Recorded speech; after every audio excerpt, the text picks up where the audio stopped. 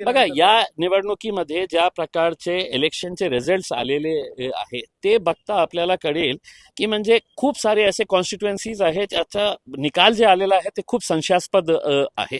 म्हणजे कुठेतरी एक गावामध्ये 300 मतं झालेले आहे, 300 वोटिंग झालेली आहे, निकाल 600चा आलेला आहे.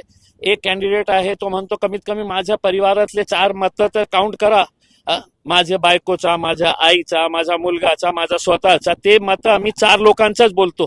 तर ते दोन मतं ही भाजपने आपल्या खिशात टाकलेलं आहे. ते स्वतः त्यांची आई म्हणतं. असे अनेक असे प्रकरण आहे की ज्याच्यामध्ये क्वेश्चन मार्क निर्माण होतो.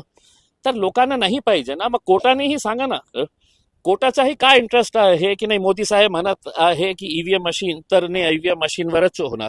लोकशाही आहे, लोकशाहीमध्ये जे लोकांना पाहिजे ते लोकांना आपल्याला द्यायला पाहिजे.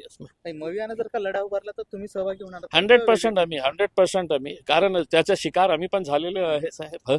मागच्या निवडणुकी लोकसभामध्ये आम्ही, मला माहीत आहे की कशा प्रकारचे पैशाचा वापर करण्यात आला होता. आणि स्वतः मुख्यमंत्री पैसे घेऊन येणार असेल तर राज्य कुठे चाललेलं आहे तुम्ही विचार करा. पोलिसांच्या गाड्यांमध्ये पैशाचा वापर वितरित करण्यात येत होतं. तर तुम्ही बघा की महाराष्ट्र कुठे चाललेलं आहे.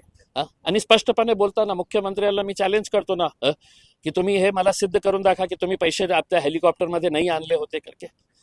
ज्या मुख्यमंत्री स्वतः हेलिकॉप्टरमध्ये पैसे आणतात, आपल्या पोलिसांच्या गाड्यांचा वापर करून त्या पैसा गावागावापर्यंत पोहोचवण्याचं काम केलेलं आहे, मग कुठेतरी कोणीतरी चुकत आहे ना, म्हणून तुम्ही गप्प बसलेले आहे. नाहीतर बोला इम्तियाज जलील खोटं बोलतो आहे करके.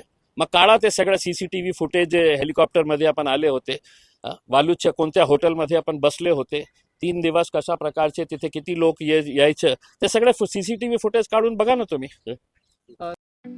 ठळक घडामोडींसाठी देशोन्नती न्यूज चॅनलला सबस्क्राईब करा आणि बेल आयकॉन प्रेस करा. मुंबई, पुणे, नागपूर, मराठवाडा असो का विदर्भ, राजकीय, सामाजिक, शैक्षणिक क्षेत्र असो का क्रीडा, सर्वच घडामोडीचे विश्लेषण पाहायला विसरू नका. फक्त देशोन्नती न्यूजवर.